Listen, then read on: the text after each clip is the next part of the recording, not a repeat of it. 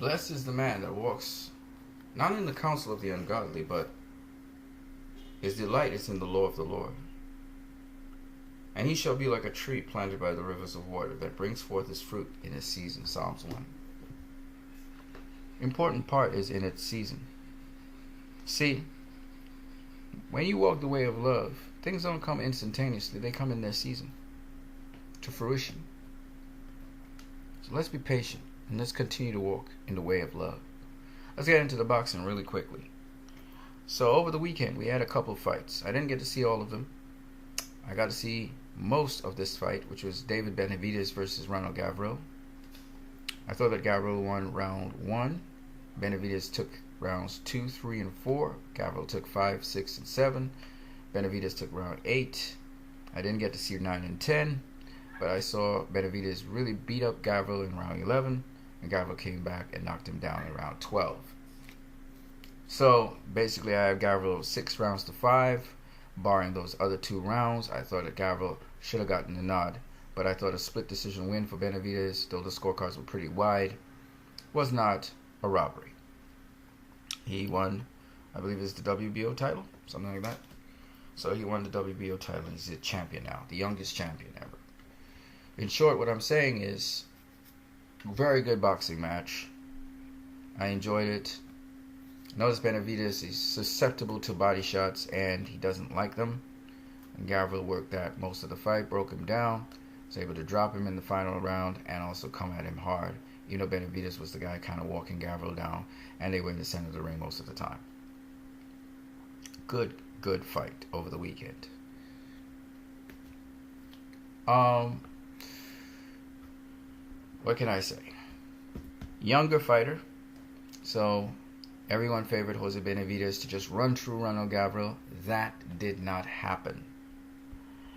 And again, the pundits feel that it was a fight in which Benavidez should have just blown out Gavril and knocked him out. But the pundits were wrong. Next fight I got to talk about is the Thai fighter versus Roman Chocolatito Gonzalez. Before they said Chocolatito won the first fight, so they had a rematch. And the Thai fighter knocks Chocolatito out cold in the 4th round. Drops him first and then knocks him out.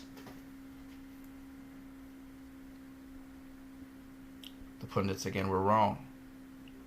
We could talk about Andre Ward versus Sergey Kovalev.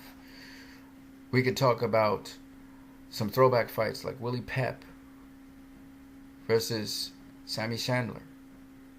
We could talk on and on and on. Sam Langford versus Harry Wills.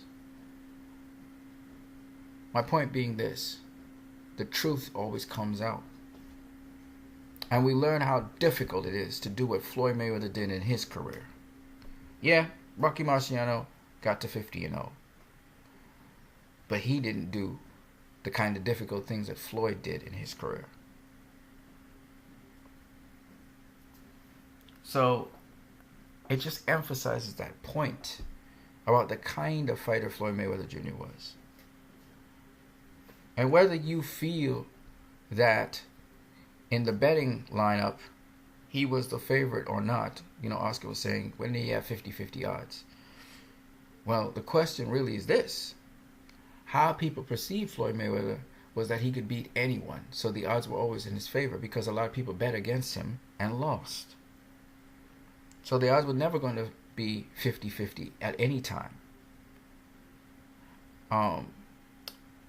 And the detractors of Floyd Mayweather, like Jim Lampley, they can't find anything in terms of boxing to say about him. So you see Jim Lampley saying something like this.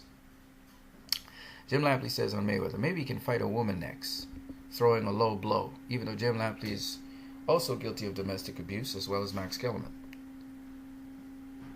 And my point is, these guys don't want to praise Floyd Mayweather.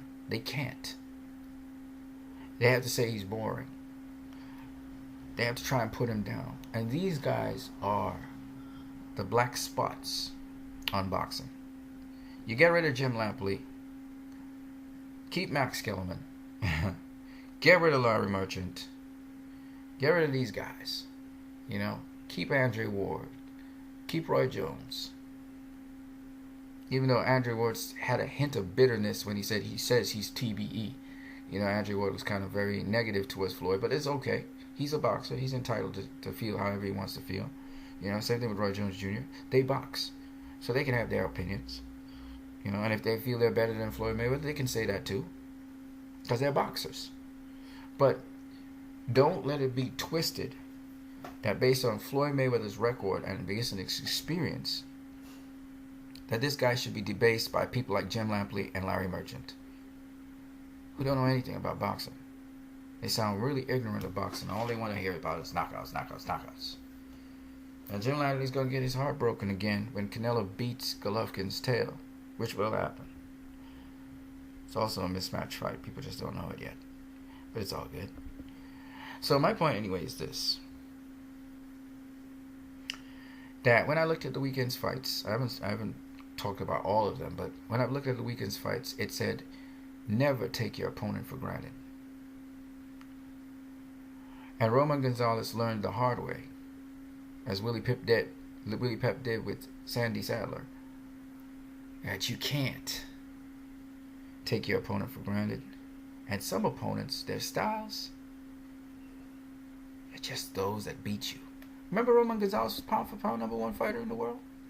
They said he had great defense, and they were talking about how great his defense is. Well, he got knocked out. He got dropped first and then knocked out. Defense wasn't that great, was it? Oh, excuses, excuses. The guy was too big for him. Come on now. Come on now. Really? If you have proper defense, it doesn't matter how big the other guy is. Your defense is going to preserve you. It's that simple. On that note, you guys have a great one.